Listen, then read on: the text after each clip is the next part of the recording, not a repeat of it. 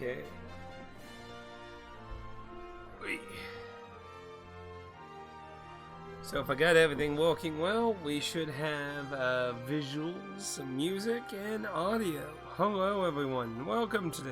Today we are going to, well, take a look at the things we've picked up during the holidays and that. So hopefully you'll enjoy seeing some of the new pickups and stuff. We got lots of different things that are still remaining from Black Friday and some sales and that during December and that. And as December is winding down, there's still a few things in the wild from the holiday, but overall, pretty much got just about everything. There wasn't too much more I bought during December. It was mostly early December for most remaining things of that. But anyway, still got lots of stuff here. Mostly Video Games Plus is to blame for continued things, because they kept doing they'll like big sale where like at this point they have over like 1,000 titles on sale of that. Anyway though. Table is not completely full like the last time, but still quite a decent stack of stuff here. So let's get to it, shall we? First thing, for those who follow Wet Art Games, they did a Wii during the year. They did like a whole new Wii design, the website, and how they handle their game releases now. So now they start doing these special editions, these exclusive editions that you can no longer buy on Video Games Plus, which really sucks in my opinion. That's probably one of the reasons I started buying more Wet Art stuff, was because they were available through Video Games Plus, because you can get free shipping and save a lot of money that way, because buying their shit from Europe is more expensive than that.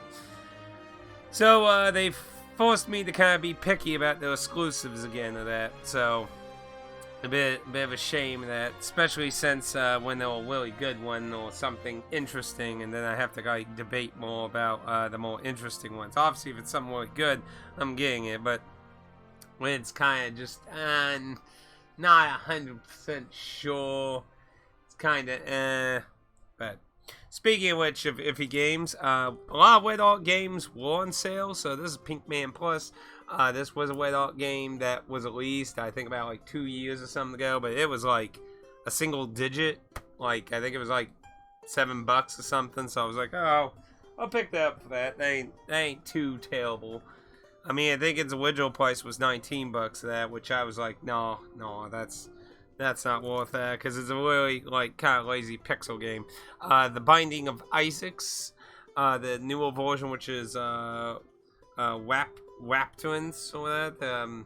So this is as far as I know, this is the most updated version of 15 years. Holy shit! As far as I know, this is the most updated version of Isaac, and with a PS5 now, I was kind of like, well, I don't really have any reason to not get. It's on a sale. They did on their website. They did a sale with some free shipping and a little percentage off. So I got a few games I've been meaning to get from them, like a Dragon. So getting caught up on some more Yakuza entries I still need. And sadly, like I really need to start like playing Yakuza is the thing. I mean, I got pretty much all the Yakuza games. The only thing, the only thing I'm not really sure when it comes to this title, so I know there's 2 Japanese setting titles in the Yakuza setting. One was on the PS3 and one was on the PSP. Now I'm assuming this is based on the PS3 version, which would mean the PSP one would be the only one that's still Japan only. I need to research that. I'm a little assuming that, but I think that's the one that's doing, but it could be the other way potentially, but it would make more sense that it's based on the PS3 version, I would imagine.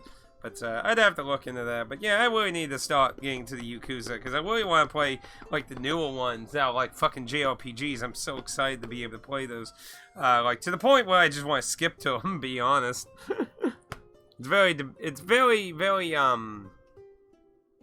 It's very tempting, let's put it that way. Super Monkey Ball Banana Mania. This was on sale on Video Games Plus for like nothing. This was also on sale. Now, people might nimble. I actually played and did a review of this. I did not stream the playthrough. The playthrough I did on my own because I didn't think the game was interesting enough for like a playthrough. Honestly, the game was pretty janky at that. It was an interesting idea, but I didn't think it was amazing enough. But yeah, this is a sequel. The original was a Kickstarter game. I don't know if this was a Kickstarter game. I don't know how much of an improvement this is. It did not get a PS4 version, even though it got a Switch. Like, I really want to do like a video talking about how, we're getting like Switch versions, but PS5 versions with no PS4, when there's really no reason not to do a PS4 version. It's kind of stupid, honestly. That, or just make a PS4 version that works on PS5. I mean, like, I don't understand when you're making the game for the Switch. There's like absolutely no excuse for it to not be on PS4 as well. So it just seems weird to me to not do that. But I don't know. The newer version of Fighting Wage, which pissed me off because this was another dud limited one release. So this is not a limited one release. They had a limited, so there was a limited one release of this game, and then they added more content. And Video Games Plus got like some exclusive deal to make a physical version of that.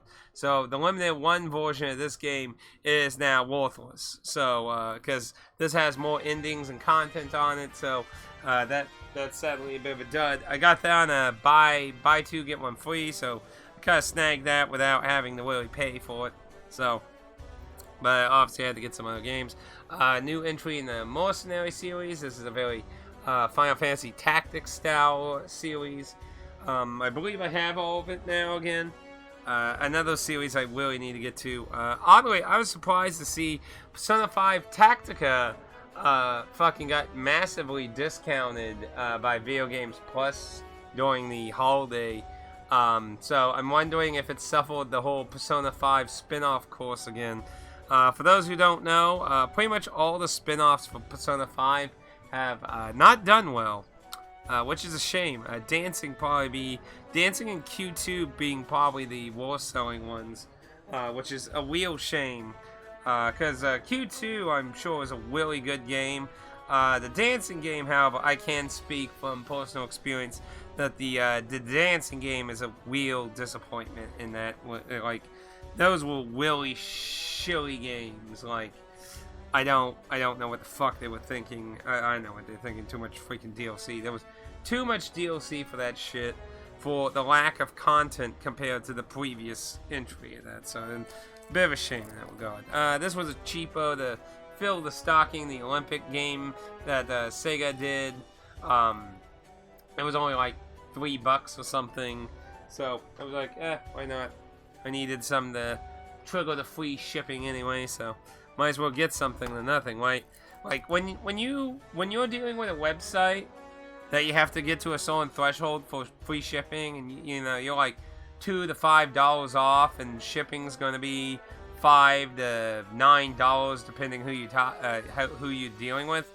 You're better off checking for something like, if it's underneath the shipping, but it will trigger the free shipping, you're better off looking for something that is that amount you need versus just paying the shipping. Because you get something out of it at least then, right? So, that's what I always recommend. That's what I usually have to do with Video Games Plus once in a while. Not too often. It's going to be hard with GameStop, but their shipping's up to like $10. It's fucking awful. Kaz, and the Wild Masks. This is a platformer I've had my eye on a little bit. It looks pretty nice. That got a nice deal of it randomly on Amazon at some point. I think I got for like $9. Pretty good. That. Now here's one I was surprised to see on Video Games Plus when they were doing sales. Hillbilly Doomsday. Now this was a Halloween exclusive. Was it this year or last year? I can't remember. It was one of the 2 years. I can't remember. I think it was this year, but I don't remember. It was one of the Halloweens. But it sold out really fast. It didn't look like a fantastic game. It looked like something I might like randomly play on the side to kill some fun of that. but it didn't look like anything I immediately worried about getting. But apparently they withheld some copies of this, and they sold them on Video Games Plus, and I was like, sure, I get it, a slight discount, and I don't get it. It looked like okay, like they got way worse sort of things. Let's see, 2 Point Hospital for the PS4. That was also a cheapo. I think that was like $5. That one like sold out fast. This one I believe is now Wet Art Games. It's a noir detective. Has a very retro aesthetic. Camera, focus. Focus. But doesn't look like the most amazing thing. You know, Wet Art Games always a little. This one looked like a really bizarre Metroidvania game. I always like Metroidvania games, so I always like to give most Metroidvania games a good buy.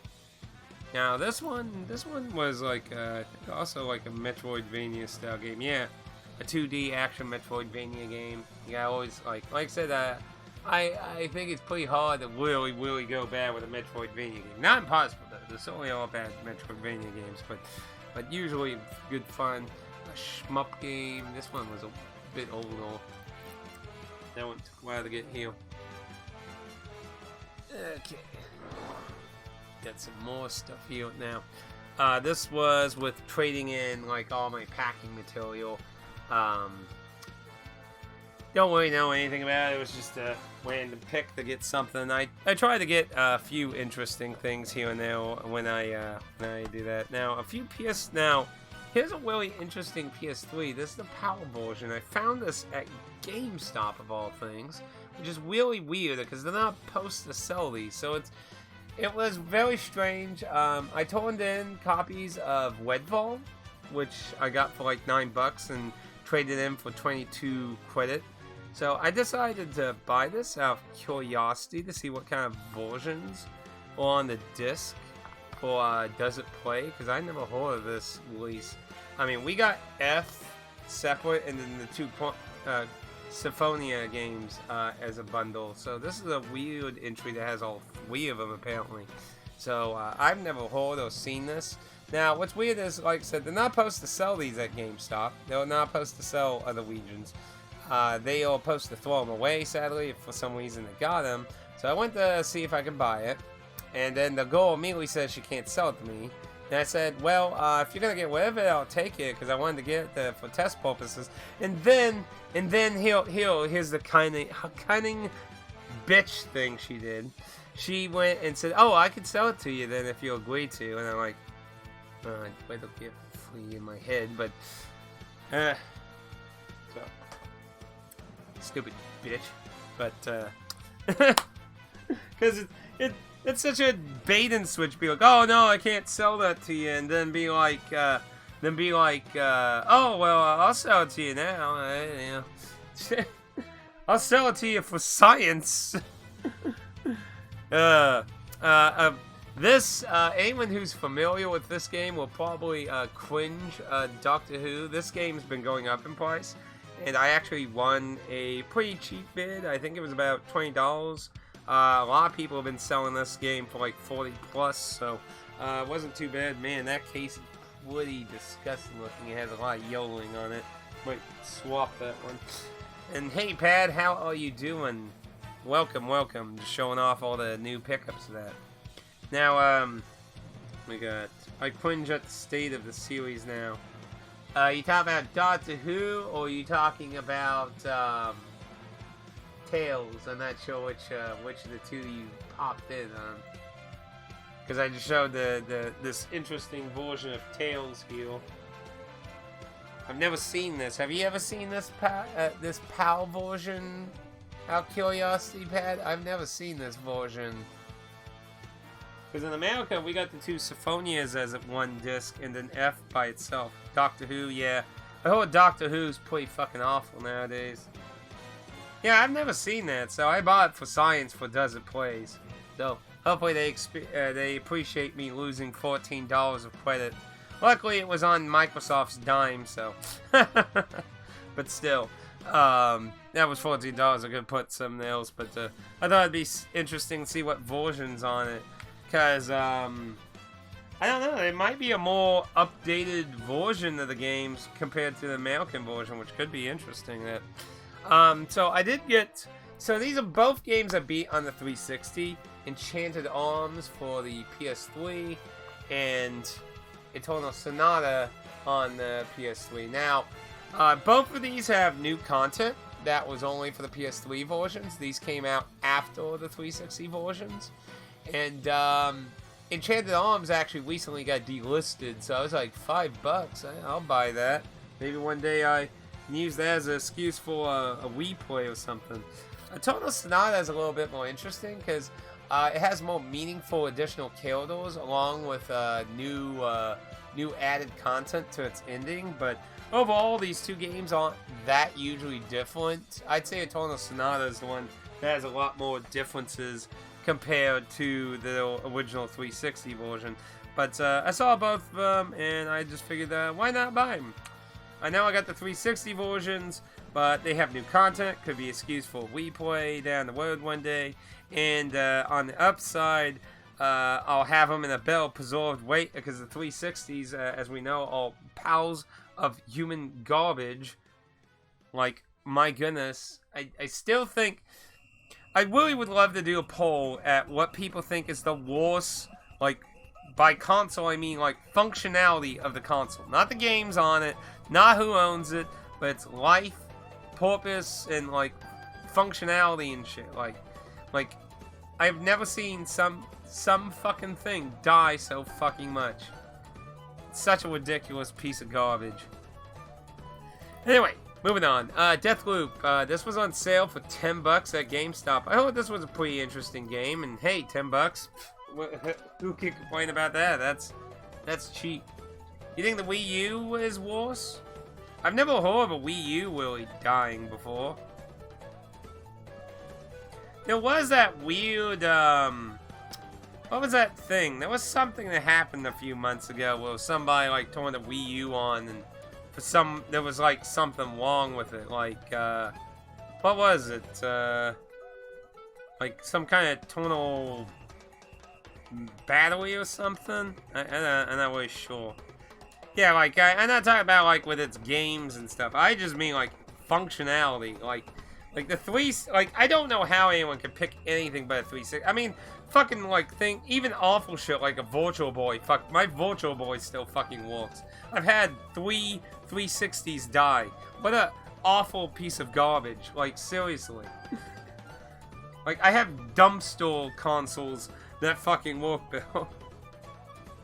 Won't display in 1080. That's very bizarre. Wasn't it able to do 1080? I can't quite remember. I'm pretty sure it could, couldn't it? That's weird. But yeah, I remember there was... I don't know, there was like some kind of crazy thing going around saying that, there was something about, like, Wii U's, if they haven't been used for a while, they weren't working or something. I can't remember what it, what was it? That's very weird. The Wii U isn't super old, so, you know, that's the sad thing that can always pop up. Like with the Wii, for example. You know, the Wii has that really weird, what was it, motherboard or a chip or something that goes bad. And it causes a lot of pixelization on the screen. My original Wii was doing that. It still worked, but it was doing that, which is a real shame. I don't even know if my original Wii still works, actually, at this point. Wait a second to get the next screen wheel thing here going.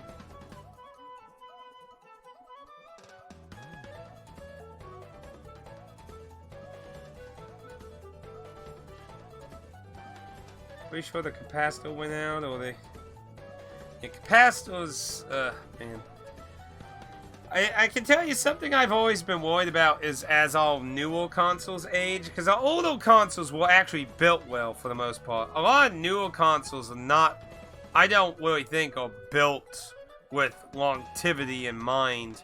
And it's just going to be kind of more terrifying to watch them age more than older consoles.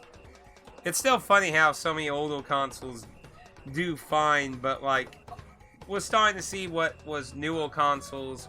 Like, you know, the OG Xbox has capacitor problems. The 360 is just a piece of shit. Then there's that thing with the Wii U, and then there's the... I'm pretty sure it was the motherboard that was with the Wii that had that problem. There were faulty motherboards that, as they got older, they caused the problem with the Wii, so... Now, here's an interesting story with this game. So this was originally a Kickstarter game that I actually backed. I liked the idea of it, but it failed. But they ended up being determined to make the game anyway, even though with failed Kickstarter. And then here they are with a physical edition. I was so excited for that to get announced, because that was actually a game I was interested in. Nobody Saves the World. I think this was kind of like a top-down kind of hack and slashy dungeon kind of thing. Looked interesting. There was a Play Asia version of this game. This, I believe, has DLC on it, so I think it's a more comprehensive version, I believe. Witchcraft, I think this was like a puzzle-y type game. It looks like it's a side-scroll, maybe potentially a Metroidvania game, maybe. See, of course, we have to have the Kimco RPGs, always a Kimco. Honestly, how many of these fucking JRPGs have Kimco fucking made? Like, seriously. Hyper Gun Sport. I don't know really anything about this game. It has really nice looking graphics, though. Don't really know anything about it, though. I think this is no Kimco. Has a really nice art style on this one. Graphically, it actually looks pretty nice, too. I know some of them look pretty bad. There's a few of them that have a very nice aesthetical style. That one actually looks nice. I did buy John Wick, the weird tactic game, on sale at Play Asia. It's the PAL version. And we got the World of Horror. So, in America, we only got the Switch version. So this version I got from Play Asia. It's supposed to have English on it, so I decided to snatch it because, you know, I'd rather have the trophies as a little extra incentive for some interesting gameplay. Sometimes, you know, sometimes trophies can be a little interesting, little additions at times. Plus, like I always say, like it's less likely the PS4 version to run worse than the Switch version, so I'd always like to usually get that last.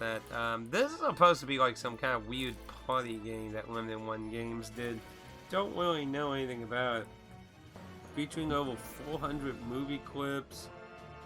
Make fun of the worst films ever created. Like, it's supposed to be some kind of like mystery movie science theater kind of weird party game of that. So I'm not really sure much about that. That could be some random fun maybe one day of that. Let's see, Mighty Goose. That's supposed to be a pretty good game I heard about. Now, Shadow One Trilogy. Now, for anyone who's a long time viewer of my channel may know, way back, I actually, back when Kickstarter was really fucking new, one of the first things I kickstarted was the PC physical version of Shadow One. A long time ago. Man, I don't even remember how much that was, but this is pretty neat to have a console physical version of the whole trilogy now. So, it's a pretty nice little catch, though. Now, what was neat about my PC physical version, it came with this name tag and a few other goodies that were pretty nice. That's so kind of obsolete now, sadly, but you know, back then, you know, we were seeing a lot more physical stuff die versus how we have all these limited companies now. So it was a little bit of a different situation wanting to encourage physical stuff. So, you know, at least we kind of torn that around. Wumblefish 2.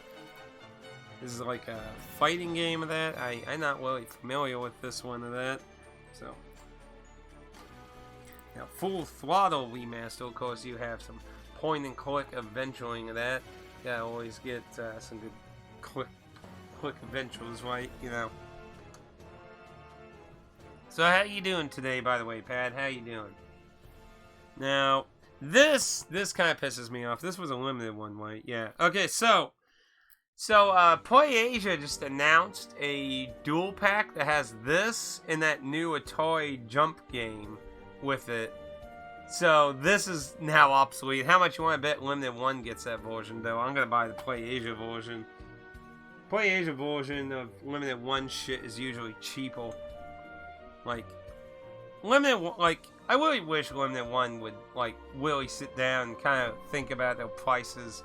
Because I feel like they're coming too much of a bloated AAA kind of mindset of fucking too much garbage and shit.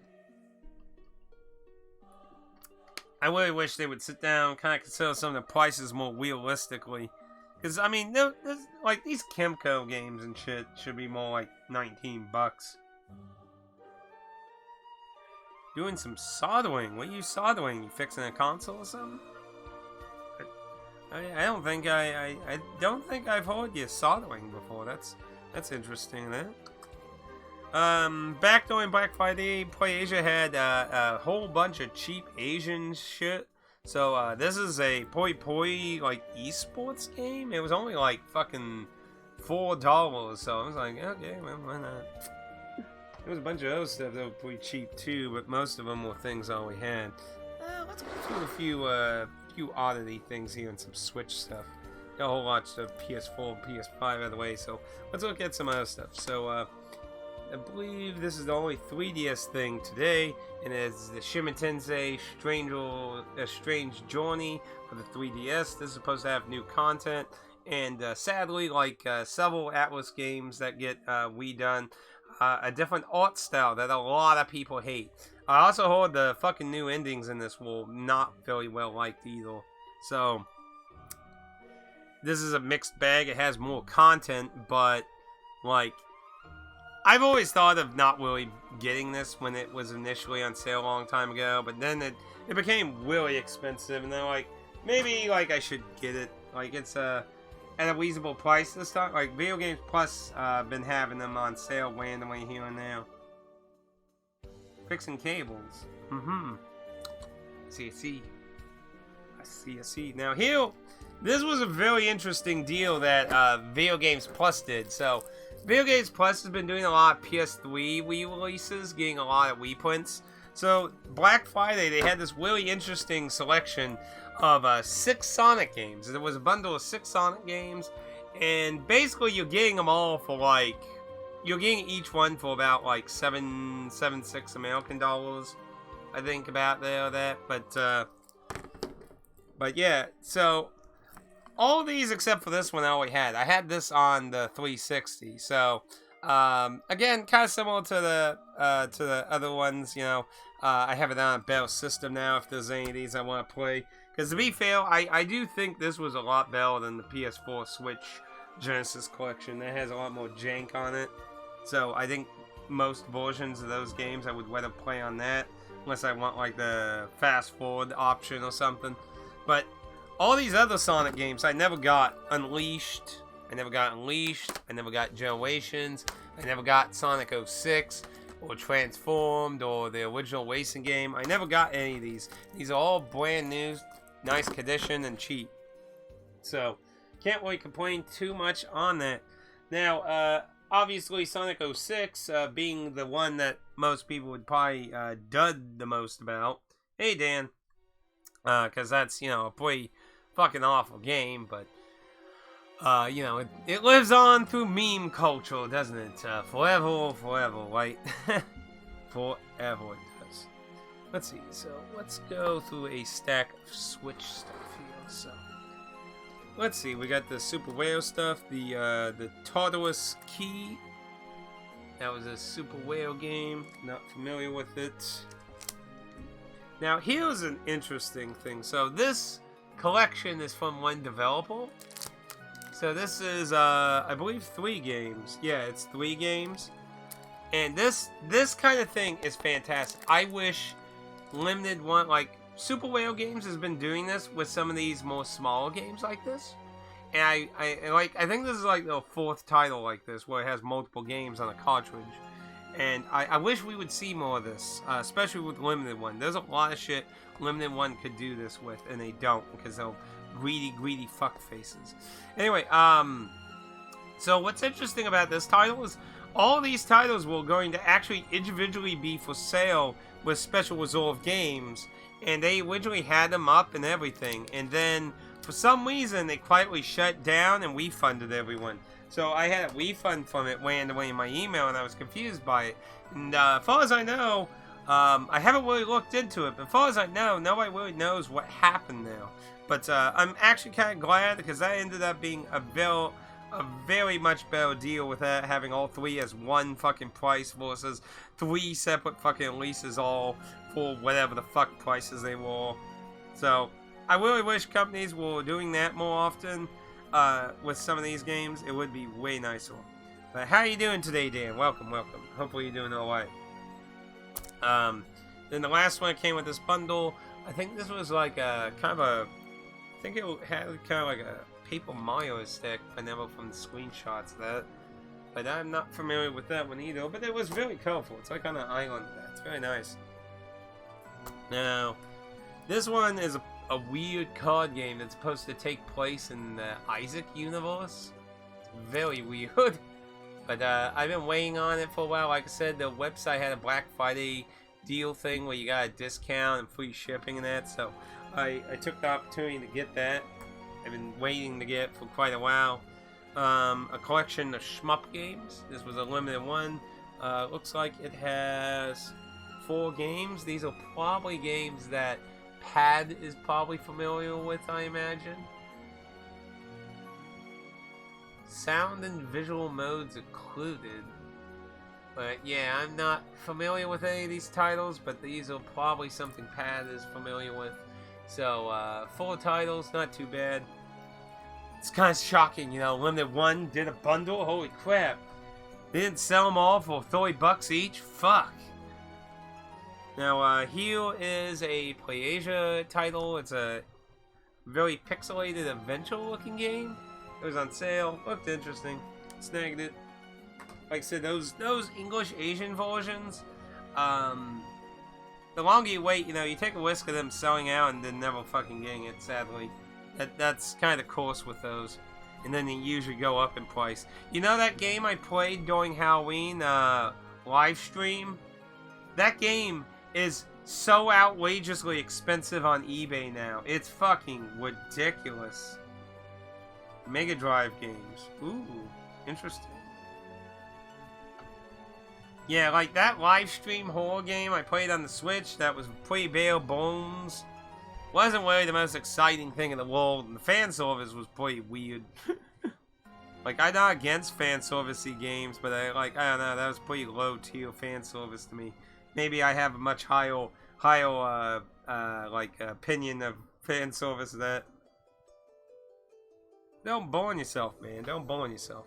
Now, here's a game I've been looking forward to getting for a while. So this is another card game. This is by the guy who did was it Pony Unicorn Island or whatever? Weird fourth wall breaking game. But this game looked very interesting. I was excited about getting a physical version. So I got that. Toy Mania, which recently Limited One Games just did a PS4 version. Another shitty tactic they do where they they'll put a version up without other versions, and then a few months later do another console version of it instead of at the same time. I hate that. It pisses me off because it makes you be like, well, I'd kind of rather have that console. It's another shitty thing Limited One. Special Reserves did too, which I don't really feel bad about Special Reserves basically closing its door. They're gonna still do physical things with the digital devolver, but through retail. They're not gonna be a limited company anymore, which I think is better off for them, honestly. Because honestly, I like the games they do, but I didn't really like a lot of the practices. They were especially very, very prominent with doing the whole one console at a time, then a few months later doing other consoles. They did that to fucking Hotline Miami, where I would have rather had the PS4 versions over the Switch. But they did Switch, and then a half year later they did PS4, and they did that so much, and it's just bullshit. I hate it. I hate it so much. Oceanhorn 2. So this is supposed to be kind of like a Zelda-ish game. This is kind of more of a Breath of the Wild vibe with this one. So, which they recently, again, similarly, they just recently did a PS4 version of this on Limited One Games. Thank you, Limited One, for continuing to be pricks. Pricks. Now, I like the Atari Mania. I did actually buy the PS5 version, because looking at the kind of game it is, I kind of was like, you know, I wouldn't be surprised if this game chugs a lot on Switch. I wouldn't be surprised, so I figured that I probably could sell the Switch version down the road for something, probably. But we'll see. Anyway, Dungeons of Ethel, no Limited One game. It's some kind of like, it has like a weird kind of like top-down view, but then it has kind of like a dueling D&D kind of vibe to it when you get into fights. Of course, here's a game that pretty much anyone who knows, like even I know of this fucking game. Like, if you don't know this game, your like video game cred is pretty meh. But yeah, this is a very well-known shmup game, so hopefully it's a pretty decent version, I hope. Let's see, then here's another surprising dual bundle thing with Limited One with 2 games on it. Holy shit. Gasp. You know, and usually the only time I ever see Limited One do this, usually the few times they do, it's usually very unknown games. They're not usually, like Master Blaster in Japan and Asia territories, those 3 Master Blaster games, they bundled all 3 of those together. What the Limited One did, they did each and single one individually here.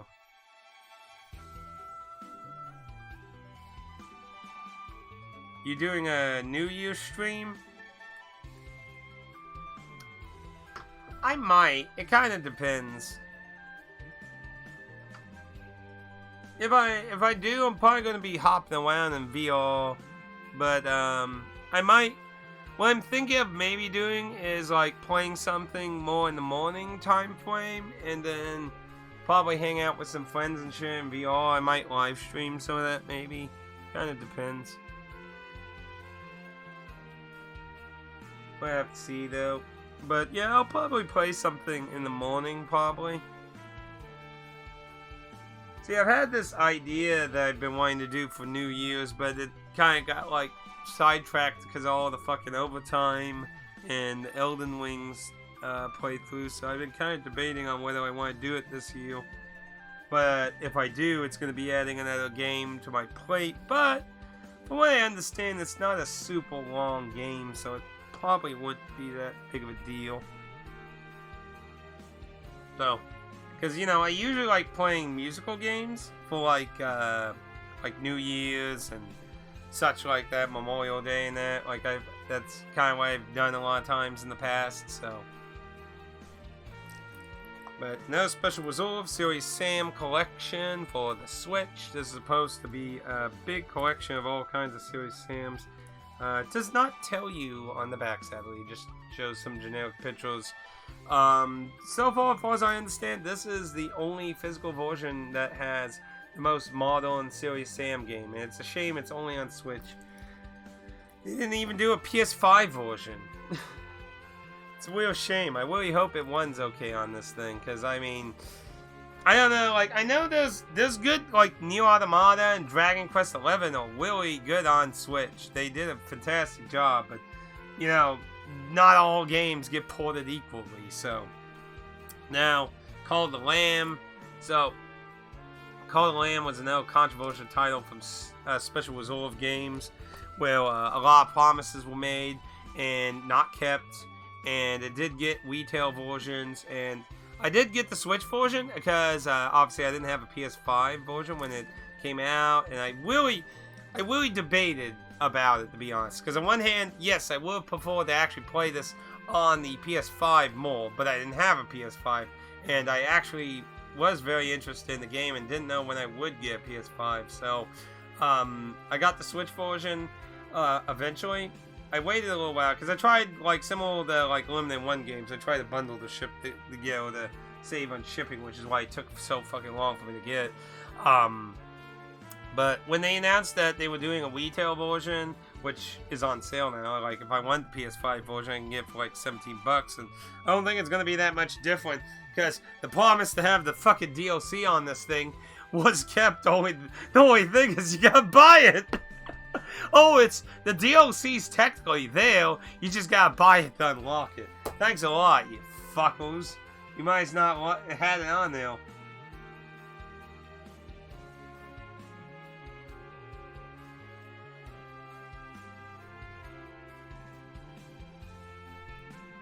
Tomato?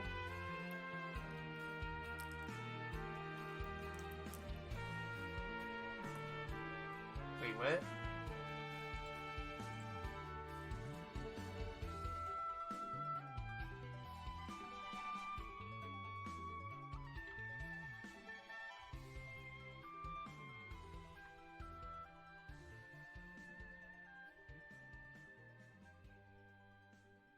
Did you like mistype which title you meant? I'm confused. I'm a little confused.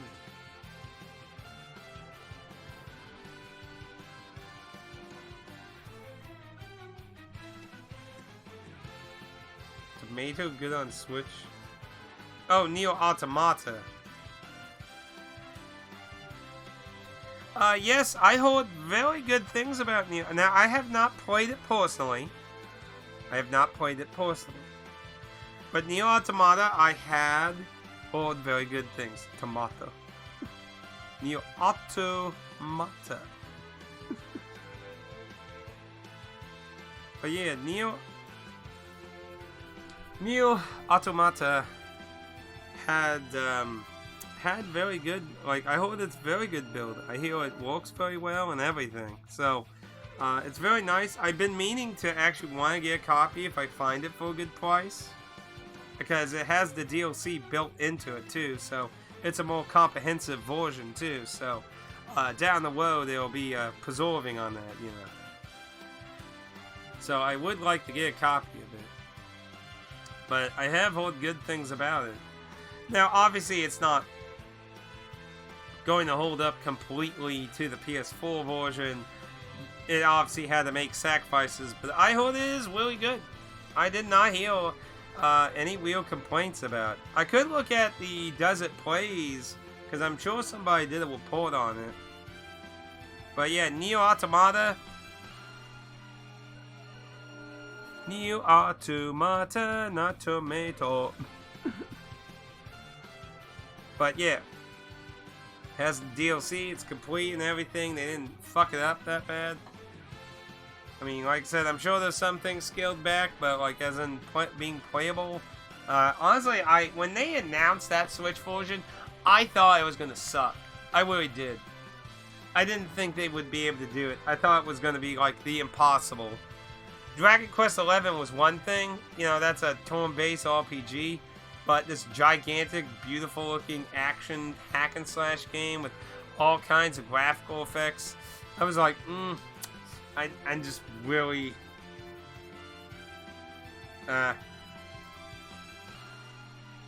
Neo Spaghetti Squash. Ha ha ha. Now, of course, the PlayAsia exclusive Mugen Soul Z Uncensored. For those not familiar, the PS3 versions of the Mugen Soul games in the ESRB at least. I'm not sure about like PAL versions, or if PAL even got these, but the PS3 versions in America had censorship. These PlayAsia versions on the Switch, no censorship. Perfect. Dark Dentine, not very familiar with this. It looks like it's a Fire Emblem style game, so that's not bad. Okay, let's hop to some Bizarro titles and go through some more PS4 stuff here. So now, here's a bizarre game. So if you look really close, you might recognize some of these characters from something we're playing right now.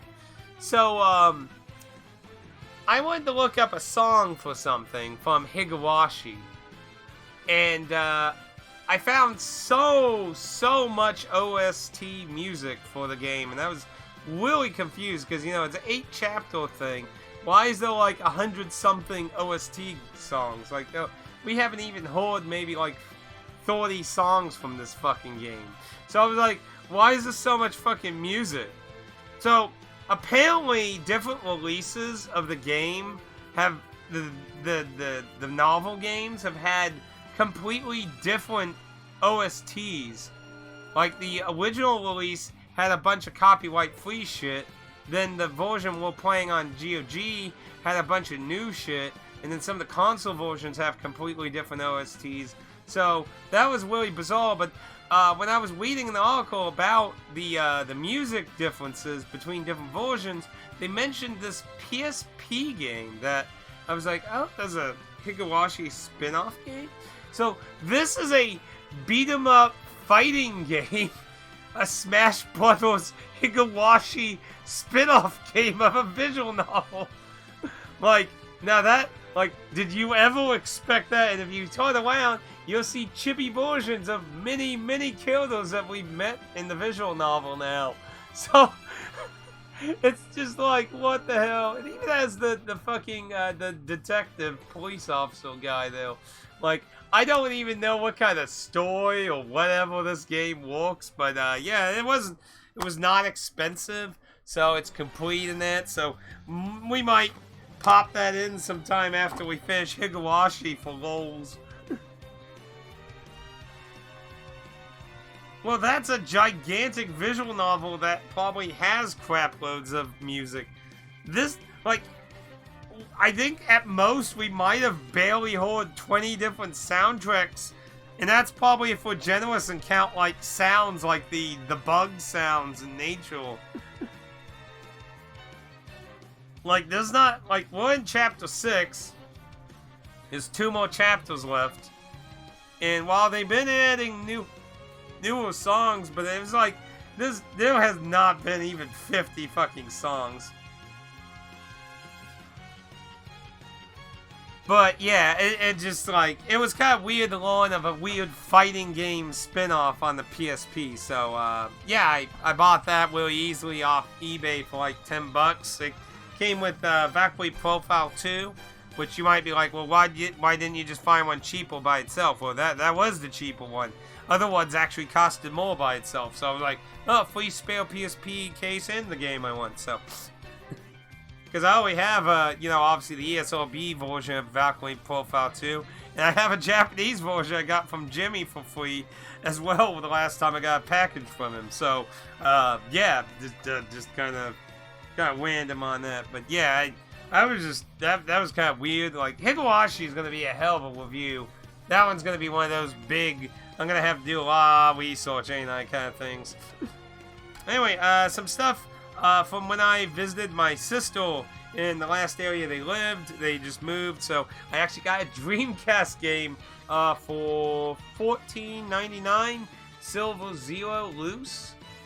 So this was a game I don't recall ever hearing about, so looked interesting, so I snagged it. Never thought you'd see a cheap Dreamcast game on this at this in 2023. Holy crap, right? Omni-Man 3D, cribbed and very clean. Cribbed and very clean. No cracked case, all complete. No stains or anything. And it was only $7. Good price for a PS1 game, in my opinion. Then a loose copy of Sniper Elite 4 for $1. And let's see, we got, I'm not sure how much this was. Doesn't have it. It wasn't 19. I think I got for like $8 or something. But the 300 PSP video game, it's supposed to be kind of like a God of War hack and slash kind of thing. Don't know if it's really any good. Meant to get it before. But yeah, $8, that's not too bad. Don't think that's a horrible price. A few randoms that I got at some other stores though. Scribblenauts Unlimited. This was $3.99. Then this next one was on sale. It was $12.99 originally, but they were doing half off, so I was like, oh sure. The Dragon Ball Z Budokai Tenkaichi 2 for the Wii, cribbed and very good condition of that. You know, half off that, not too bad. I don't really imagine this being a fantastic game with Wii Remote, but hey, what can you do? We got Ballet Hill.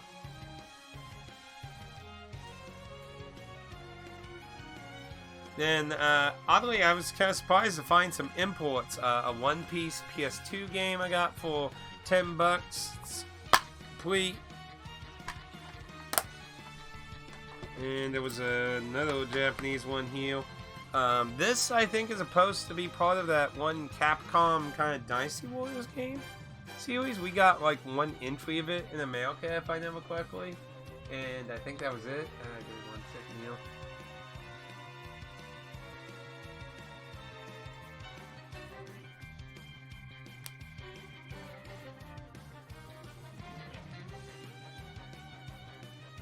Oh, that title was actually pretty good. Okay, well that's pretty good then. Yeah, because usually games that use a lot of the motion sensors can be pretty wonky. But yeah, so this is a Dynasty Warriors-esque game. What's interesting also is Quibbed. It actually has 2 covers. There's a second cover in this, so that wasn't too common. There's some games that do that. Like, Romancing Saga 2 from PlayAsia actually has a multitude of covers. I think it had like 4 covers of that. So, that was also $10, so it wasn't too terrible. Then we got a copy of Drawn to Life, the next chapter, for $4. It's good condition, quibbed. So.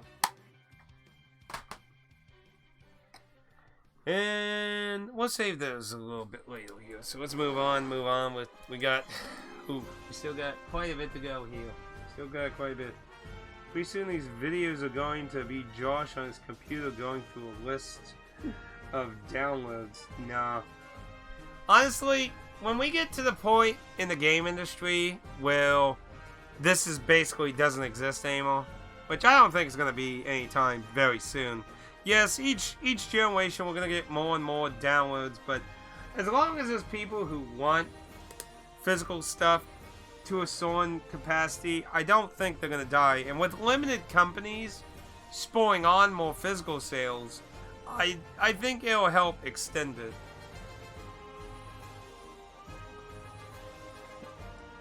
I don't believe the doom and gloom quite yet. One day it probably will happen. One day, but I don't think it's super soon as some people think. Because I mean, that's what people have done like almost every console generation. People thought that with 3, people thought that with 4, people thought with that with 5. Here they still are, still existing. Obviously people moved away from Xbox when wanting physical shit, but yeah. If I ever get to that point in my lifetime, I'm basically gonna only focus on series I care about, really, like Dragon Quest, Final Fantasy, Persona, Atlas, you know, pretty much Japanese games. I'll completely basically give up on the Western market, because there's not really anything I care about anymore in the Western side of shit. Unless I get, like, cheap. Blizzard, I've said for a long time, Blizzard used to be the last good company, and, you know, they got bought out, and now they're a piece of shit. Dragon Quest 3 and 5 are both very good. Dragon Quest 3 is commonly considered, like, the best Dragon Quest game to most people. And it with very good reason. It is probably the best classical example while having many of the best aspects that continue to this day in Dragon Quest. It is commonly considered, like, there was a reason when they picked the Dragon Quest 3 hero as a representation for Dragon Quest and Smash Bros. Let's put it that way. It's not by just random choice. There was a very good reason. But yeah, and I'm looking forward to the new version of Dragon Quest 3. It'll be an interesting, different way to play through it. I just hope they don't do so much bloom like some of those other games that do that kind of aesthetic. So Dragon Quest IV has a chapter system. So it's not quite the same like Final Fantasy IV. Kind of is and kind of isn't.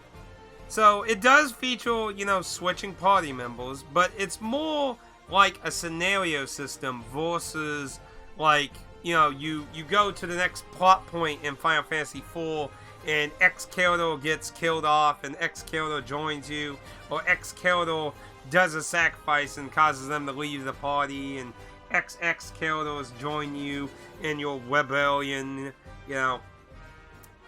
So basically like how Dragon Quest IV works is you'll do a chapter and you'll have the characters associated with that chapter. Some of them, they'll have characters join them during their chapter, and then when that chapter's over, you'll jump to another character who may have characters that join them during their chapter.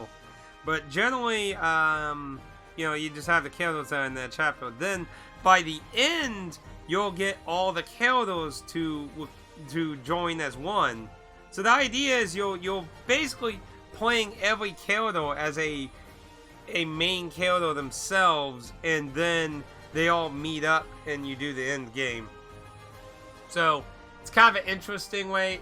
I own both NES and the DS version of Dragon Quest IV, but I've never... So Dragon Quest wise, I really need to play the middle. So I done 1, 2, and 3, but I've never beaten 4, 5, and 6. And I still, even though I never beaten 5, I still consider 5 one of my favorites too. I really one day want to sit down and actually go through the whole thing. I have played and beaten 7, 8, 9, and 11. So like I have a bunch of like middle ground area that is kind of, you know, in a lost space. Well, Final Fantasy, I only have 3. 3 is the only one I have missing all the way up to 13.2 when it comes to mainline entries. Then you have Lightning's Return and Beyond that I don't have at all. I remember when I used to basically have all Final Fantasy except for 3. Nowadays, you know, it's a little bit more different. But yeah, like one day I need to sit down, play 3, Dragon Quest 4, 5, and 6. Like, those are all ones I'd love to do. But yeah. Anyway, rambling, we need to go. Some stuff I got with trading in packing material, Wade World War II. This is supposed to be by the people who made Payout. Oh, that's pretty meh. A loose disc I also got. Body Count, never heard of it.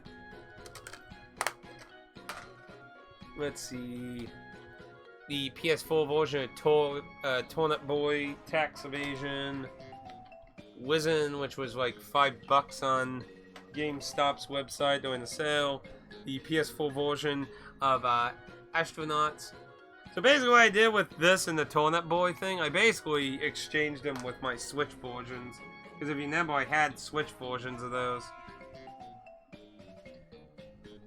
And then we got the Bridge course. This was a PlayAsia exclusive. Trash Sailors. This is supposed to be some kind of weird rogue sailing game. It has a very interesting aesthetic to it. Kind of reminds me of a trashier version of Don't Starve. The Pac-Man World Repack. So Bandai Namco had a big sale on collector's editions. Like fucking dirt cheap. So I got the collector's edition of this. It comes with the statue. And I also did it with the one piece that should be somewhere in here. Dark Knights with Poem and Manoia? Not sure. It looks like it's some kind of a full motion game, and yeah, full motion video venture. There's been a lot of people making these full motion adventures these days lately. I feel very mixed about them, because sometimes they're interesting, but sometimes they also feel like cheap cash-ins. Windjammers 2, which is an SNK property, if I remember correctly. Then, of course, the Angry Video Game Nerd, the video game 1 and 2 Deluxe. Now, interesting fun fact about this. This is actually, I'm not sure if you would say censored, but it had changed content in the console versions. So apparently a few villains and things will changed from the original PC versions. So if you get the deluxe on PC or console, you're gonna have different bosses. Like mechanically, they all work the same. It's just like characters they represent will change for different reasons. So yeah, that was kind of interesting. I watched a video about that, so I did not know about that. So whether you want to count that as censorship or could have been licensing related things, because I believe some of the people were like real world people. Like I think was it Gilbert?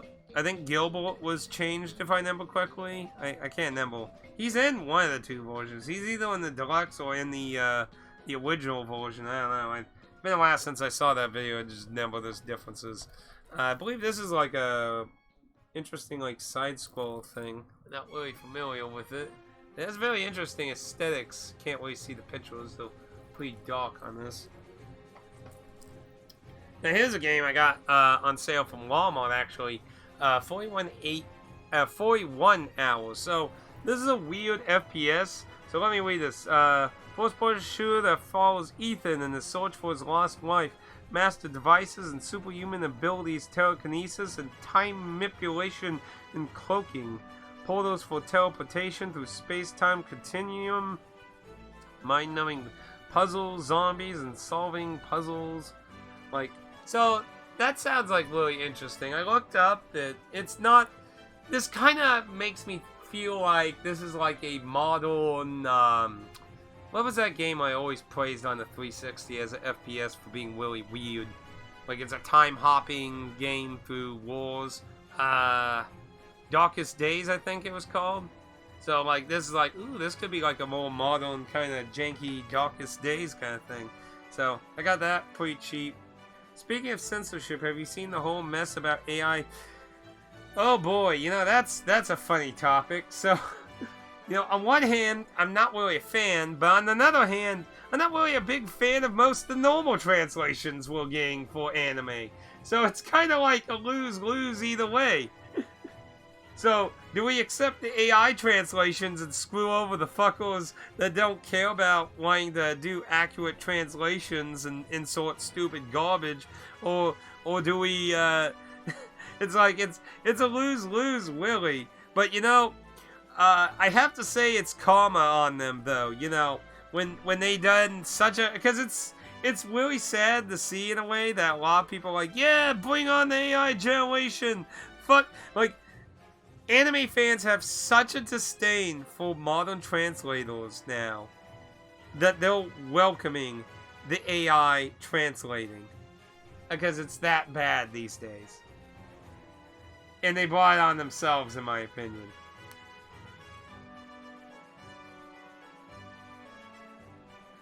See, and that's exactly what I'm saying. It's a lose-lose. Now, the thing that I don't think anyone's bringing up is the fact that people can tweak those AI translations and still insert that shit into the anime is the thing. So it kind of depends on how they do it. Like, they could use it for the bulk of the work and then just kind of do a word search on, like, I want every instance of this term changed into this word. But either way, yeah, it's their own fault. You know, if they had done a good job, fans would be supporting and saying, yay, we want you to stay, we don't want AI, that. But they have such a disdain with their own audience. Like, it's like, and you're surprised? You're surprised by this? Are you actually surprised by all this? Oh, actually... Why are we time-wise? I'm sorry. I accidentally checked someone's Discord and that messed up, because I'm playing the video in Discord, because, that way it won't play an ad, because, long-form videos, they'll put an ad in the middle of them, and it's kind of stupid and annoying, but, yeah, I'm just checking someone's, Discord message, and they're like, oh, fuck, that's why yeah, my dad. Sorry. Anyway, moving on. But yeah, they brought that on themselves. So, Monster Sanctuary. This was a, I think this was originally a DS game, wasn't it? I believe it was originally a DS game. Very interesting game of that. I believe I didn't get, but obviously I got that version of that.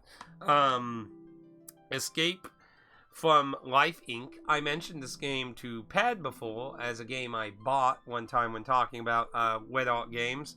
Where, like, you know, Wet Art, like, my discussion with this was, like, Wet Art Games provides a service to give a physical version for games that a lot of these bigger companies kind of like, who gives a fuck?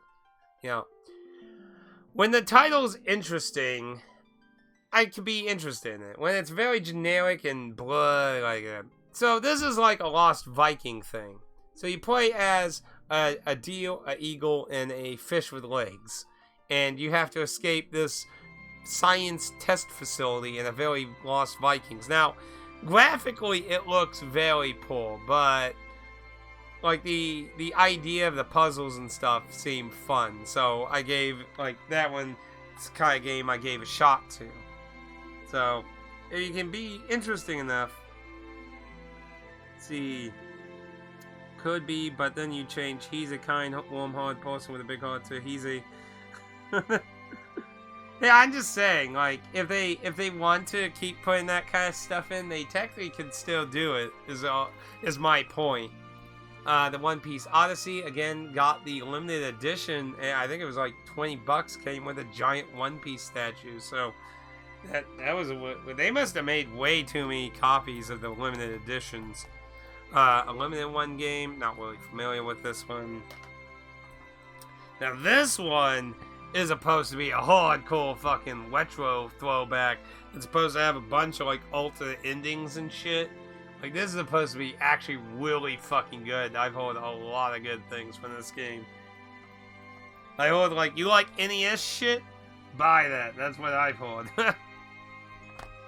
Now, I know this game came and gone, and a lot of people bashed it a lot. $5 at GameStop on sale for brand new. So, not bad.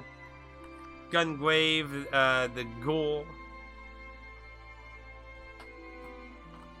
Then we got the Atari 50 collection I got on sale. A lot of people call this one of the greatest fucking retro collections ever. I don't know if it's that mind-bending. I hear it has a lot of cool extras in it, is the thing that a lot of people like about it. So, this is supposed to be a very... And it's supposed to have a few games that never came out. 6 all-new games inspired by Atari classics and never completed. Sword Quest title Airworld. So, Airworld was the fourth of a set of 4 games that never got released. I think there were prototypes of it on the internet, though, like WOMs. So that's kind of an interesting addition there. But, yeah. Then I got a PS4 copy of Oddworld Soulstorm. Then from the Pro Week, Baldur, the Guardian Owls. This has a very, very nice aesthetics. It kind of reminds me of that Bandai Namco Wizard game. Like, the aesthetics really remind me of it. Then we have, this is a Metroidvania-esque game that got really cheap. I think it was like $8 on Pro Day or something. It was really good. Can't argue with the price. Okay, so we got one more stack of Switch, and we got a stack of other stuff again. So let's go through these. So obviously we got a bunch of loose stuff here. So we got Lego Battles, which I never heard of. I got this for trading in my packing material. It is some kind of RTS Lego game. Graphics look pretty meh, but yeah, I never heard of this Lego game. But hey, I like RTSs. DS is an interesting platform for them, but I've only seen one that's kind of okay. Most of them are usually pretty janky, so. But hey, you know, I got it for basically all my pack material, so can't complain too much on that. Colony Wars Vengeance, another one I got with packing material. I actually technically already had this game, but it didn't have the case and art and book and stuff for that, so this was one with it, so I was kind of like, trying to look for some other stuff to get, so I was like, why not? I can get, have it complete now. So then we got a rarity, getting some Game Gear stuff. So in here, I put 2 PSP games to protect them, because obviously this Game Gear game is going to take care of us so much better than these PSP games. So I put it in the case. So we got this Coated Arms, which I can't remember what kind of game it was. It's a Konami game. And these were all... This was a video game store that was closing down, so these were all on sale. And then I bought the PSP Harvest Moon Boy and Girl, which I actually had the Japanese version of. So now I got an English version of it. Figured why not put those back in there for now. Like I said, it's a lot safer than that. Then some Game Gear stuff. I don't know. The last time I bought Game Gear shit, long time. You don't see different Game Gear games too often. So Asterix is a Game Gear game. I was kind of like surprised to see that. And we also got Bonkers. If anyone's familiar with the old Disney cartoon, this was considered a failure cartoon Disney did. My sister loved Bonkers. I loved it. Those, you ever see, I think they were, I can't remember if they were McDonald's or Burger King. I think they were Burger King.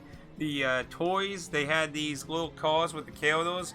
They had things on the front and back when they crashed into something. The car exploded. I loved those. My sister did too. We had a bunch of them of that. They were always a lot of fun to that. Then some other stuff. Now, this, I was really careful about this thing. So this was only like $5. Now, it's a Mario Brothers Nintendo game. So, that immediately is like, wow, that's pretty sus, right? Fucking Game Boy Mario Brothers game for $5. So, I really looked really closely at this. And I did not see anything that looked sus, and it does work. I did check it to make sure it's not a different game inside and shit. It works and everything. So, I was kind of surprised. It's in really decent condition. So, and it's really nice and clean, too. So, I was really surprised by that one. As far as I could tell, it's not fake, but I'm not an expert on every, they keep improving making fakes, so, yeah, I liked it, Bonkers. Bonkers was pretty good. But yeah, viewer-wise, it was considered a failure, though, which is a shame, because, we liked it, that, so. Some Game Boy Advance stuff. So, this was a weird, marble game, where you, shoot marbles out of a figure. So, that was a weird one. Again, it was on sale, because these were all from the same store with that, 900 or 800 or whatever the hell that movie on the PSP, and the Lord of the Rings on the Game Boy Advance. So all the Game Boy Advance Lord of the Rings are kind of like RPG kind of things. So this is supposed to be a really bad one now. Now this I didn't buy. This came from trading and packing material. This is supposed to be really bad. I already popped it and tried it, and man, is that an understatement? Don't know if I'll ever try that one realistically. That seemed like a really bad fucking game from the limited amount of time I played. I watched a really good video talking about all the handheld Lord of the Rings games though, and yeah, that one got a lot of crap. So some premium games continuing to do the really nice NES box slips and that. So this one's called Eagle Island Twist. This looked like a Metroidvania style game, very gorgeous looking, so I definitely snagged a copy of that. And then we got They Bleed Pixels from Premium Games also, which looked like one of those kind of games where you suffer a lot in platforming sense. So yeah. Let's see, some Wet Art games. The Unsold, I'm not really familiar with this title myself. That was Wet Arts. Of course, Dragon Quest Monsters, the newest one, which they gave The Dark Prince. So Dragon Quest Monsters, The Dark Prince. I've heard people are enjoying this. Hopefully it sells pretty good. I'm really happy that Square Enix has been giving us the spin-off games without us having to beg like fucking little children. So hopefully that sells well. I want to continue seeing Dragon Quest stuff come to America without us having to fucking get on our knees. Everybody want to Switch. So GameStop did a random sale for this for like $9.99. I used my $5 coupon on it, so yeah, I got for pretty cheap the collection of 2 Metroid games that used to be Metroidvania games that used to be exclusives to the Xbox One. Then so Forever Entertainment, so these are the, I believe these are the 3rd and 4th game I ever got from this company. So, Forever Entertainment is a European limited company, and they have very expensive shipping. So, the last time I bought anything from them was on their Black Friday, which gave a discount that kind of evened out the shipping. So, I wanted to get this Fire Emblem-esque game from them. I was like, please, I'd like that. But I don't want to pay high shipping. So, again, similarly, I did the Black Friday thing to save, and I snagged also with this Green Hell, which is some kind of survival game, which I can't imagine it being too good on the Switch, to be honest. That one's probably a dud. Mario and the Rabbids Sparks of Hope sequel was like $10 from Best Buy. PlayAsia exclusive, Sword and Fairy Inn 2. Don't know what happened to N1. Not sure where that one is. They didn't publish it in N1. So that's kind of like a restaurant manager game of that. It's kind of a spin-off thing. The Red Lantern. Not familiar with this game. Looks like an interesting little aesthetic though through the pictures. Chinatown Detective Agency from Red Art Games. I believe this had a very retro PC kind of like point and click kind of aesthetic going with its gameplay. There is no game Wrong Dimension. This is supposed to be like a bizarre game that has a bunch of different references to games in it. I'm not very familiar with it, but it looked very interesting. Golden Force. So, interesting thing about this. So, what were they? VGNY Soft. They were going to do a PS4 version of this game, and that's what I obviously got. And for some reason, the PS4 version was in fucking hell for some reason. Like, they never did. After so many years, they did the honorable thing. Credit when due.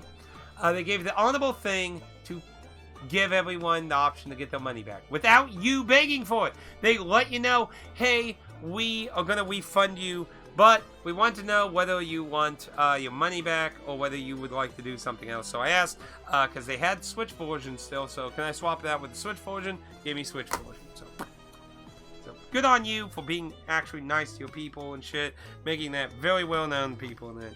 And then the Blaze Blues Central Faction Special Edition. This was a limited one. From my understanding, this is supposed to have like all the content on it. It better fucking better. And that's everything. So, yeah. I would say not as much as last time, but yeah, pretty good haul of stuff for that. So, and like I said, there's a few minimal things still coming from Video Games Plus, but overall, that's a great deal of most of the stuff we've had. So with that, if anyone has any questions or anything they would like to ask, now is your time. Phone. I'm using my phone for my chat because I kind of set up a different angle here. Sorry. But so much stuff. Yeah, well, we're never gonna get to the point where I'm gonna start listing off digital stuff like that.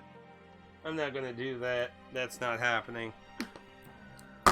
Honestly, when that happens, I'm not going to really be that much part of the game industry much anymore. I'm going to be like how Pad says, you know, I'm just going to be playing all this stuff that I've bought over all these years. That's why I say, like, in a dark way, as part of me kind of wants the game industry to just end up that way at this point. A part of me, in a dark sense, does. I really don't want to, obviously, but part of me is just like, you know, faster it does that, faster I can just stop caring about buying stuff and things like that. I can get out of the feel of missing out. And I can just focus on the titles I care about, really, like Dragon Quest and stuff. While I play a lot of this stuff that I catch up on. But yeah, lots of good deals, though. Honestly, I wasn't expecting to get that much this year, to be honest. Like, this year I thought it was going to be a pretty slow, but was surprised again with a lot of really crazy deals and shit. Again, it kind of goes into the whole thing. I just don't get why a lot of people still hate a lot of buying physically. Like, you do not get deals like this as often in the digital space. I mean, that's a good portion of it, to be honest. I'm not lying. I mean, you look at how some of this shit ends up on eBay. Like, people, like, all the Shantae games are ungodly expensive on eBay. Like, it's awful. It's a shame. Like, scalpers and shitholes that want to take advantage of people, they just charge shitloads of money and shit. It's awful. The retro market and stuff is quite awful. It really is. It really is a very poor state that the industry is in. It really is, but yeah, it is what it is, sadly. So, you know, it is what it is. It's a shame. I mean, hell, you look at all the 3DS fucking Atlas shit. All of that stuff is ungodly expensive. It's just shocking, honestly. It's pretty crazy.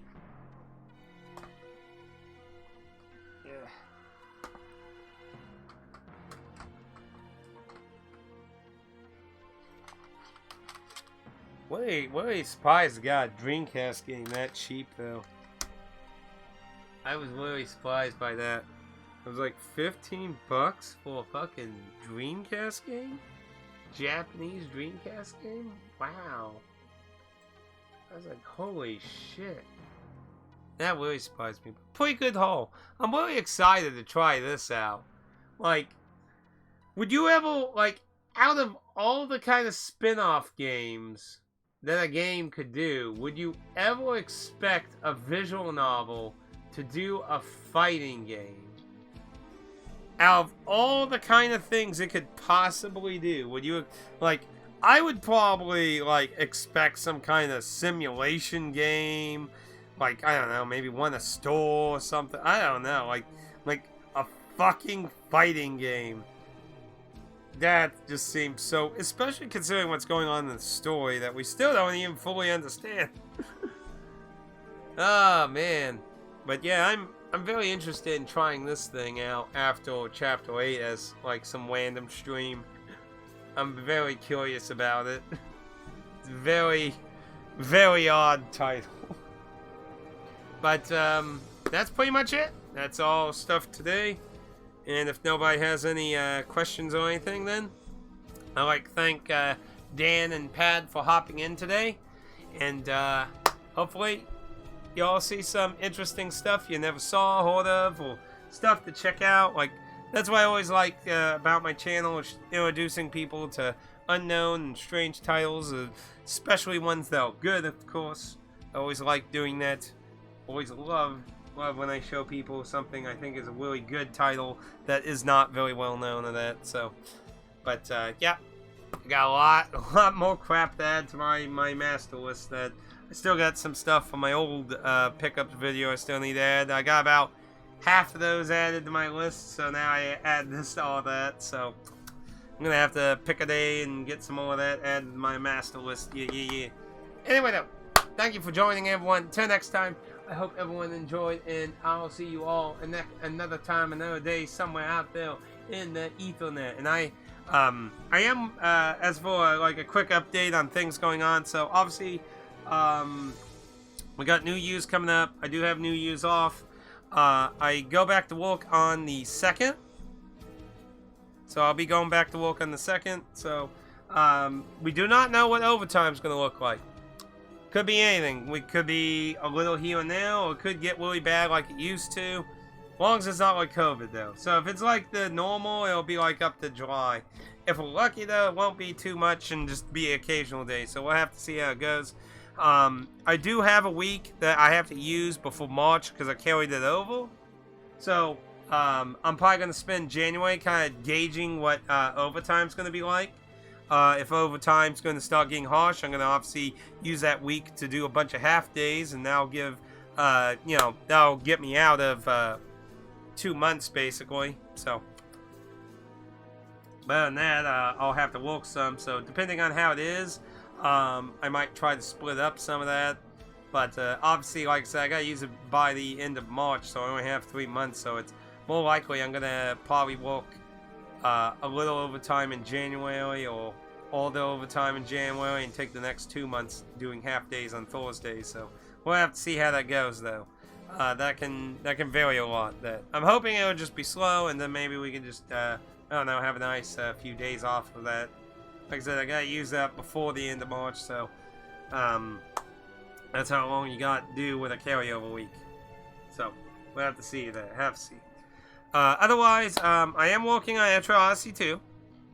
I did get some level grinding done. We have reached level cap on 2 characters. 2 characters have reached level cap. Now, the level cap is level 70. Now, you can apparently go higher.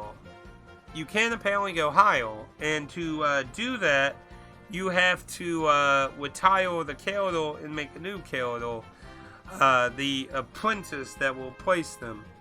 Now, I debated on whether I wanted to do this because there were positives and negatives. So, the negatives is obviously you lose your original character and you make a new character. Now, of course, in our situation, we would just name them the same character and use the same profile image and that, and slap their gear back on.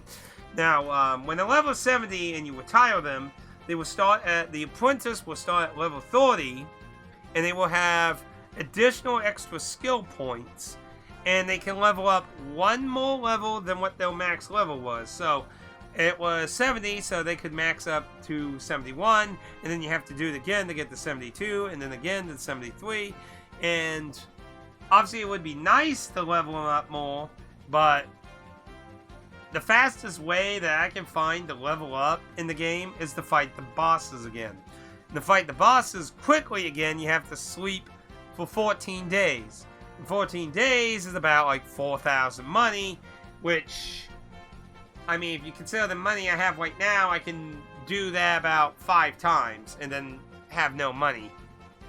And the bosses do not pay for themselves, so, yeah, it's, kind of like not a super easy way to level, and even then you're still only getting a few levels at a time. So if you have buttloads of money, then it's not that horrible. But I don't have buttloads of money, so obviously I'm only going to maybe get, like, if I do it, I can maybe get him up to level 40 and then have to get money and shit all over again. So it's, yeah, there's no real fast way of leveling all the way up there at the moment.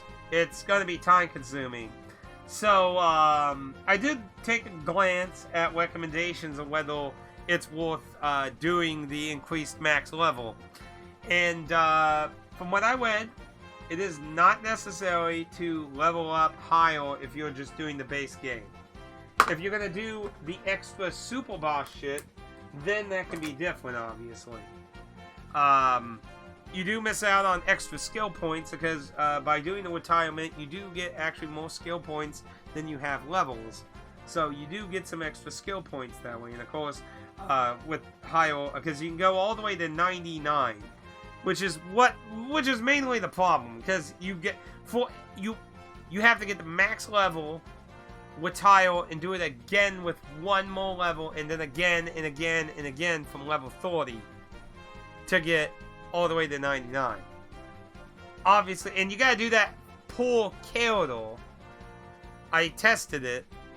It does not unlock it for everyone. You do that pull corridor, and obviously you do all the math. It's going to take a while to get everyone to certain levels of that. So, so I don't think I'm gonna mess with that. I think I'm just gonna stick with level 70.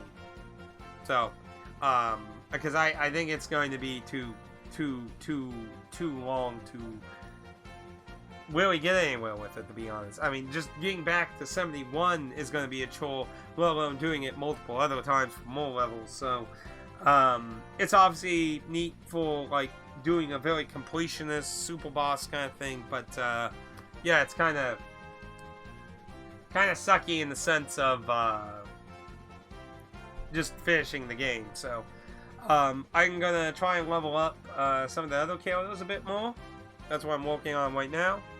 And gonna try and gear up more, because basically at this point, from what I read, once you're 70 for at least the base game, you're looking at mostly just getting geared up good. So that's basically what I'm probably gonna go with. But yeah, we were almost close to killing that last boss we were at. So I think I just need to get my level 50-ish characters, probably more like to the early 60s, mid 60s.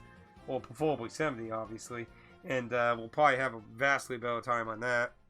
But otherwise, Slay the Spire will still be a middle ground. Tabs will be Monday. Things should overall be mostly normal, aside from overtime.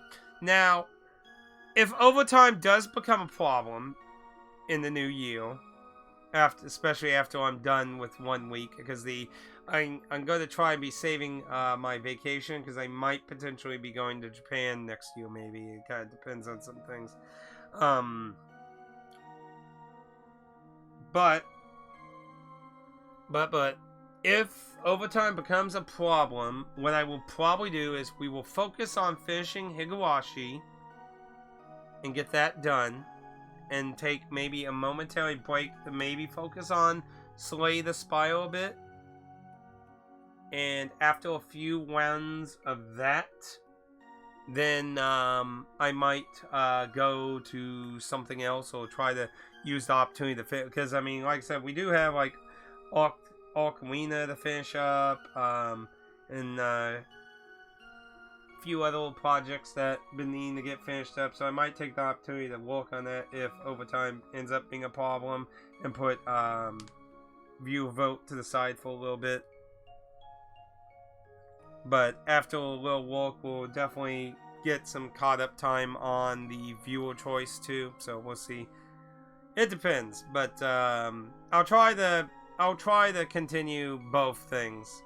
I might try to do what I did that 1 year, where if we do just end up working Fridays and not Saturdays, because if we get Fridays and Saturday levels of overtime, that's where it's going to be the bigger problem. If it's just Fridays, then we could do a shorter stream on Friday, like when I get home, and then do a normal stream on Saturday. Well, like I said, I do have a few projects to work on, so I might just give it a small break, not a long break. It depends on what kind of shit we're dealing with overtime. But it might be on a short break. I mean, that's what I did with Elden Ring. We put it to the side to just focus on Elden Ring, because it was a really long game, and all that overtime was really fucking awful that year. Around that time period and stuff. So, it just kind of depends on what kind of overtime. If it's just Fridays, we can probably make it all work out. If it's Fridays and Saturdays, that's where it's going to become a big problem. Those are the overtime kind of hours that really fuck with my scheduling. So, hopefully it'll just be Fridays, and hopefully not a lot of them. So, we'll see what happens then. Anyway, though, that's what I'll find out likely, the first week coming back to work for that. So, I'm sure people will be asking what hours and stuff looking like. They'll probably spend the first week gauging numbers of pots and stuff. So, we'll see. Anyway, though, that's pretty much updates. So, I'm going to go ahead and go. thank you, Pad and Dan, for joining today, and anyone else who hopped in. And I'll see you all next time somewhere in the Proving Grounds. Monday, like I said, I'll probably do a stream, so we'll probably not do tabs on Monday. We'll probably do something else for it being New Year's. We'll see what goes on exactly, but yeah. Anyway, take it easy. Thank you. Bye bye. Bye.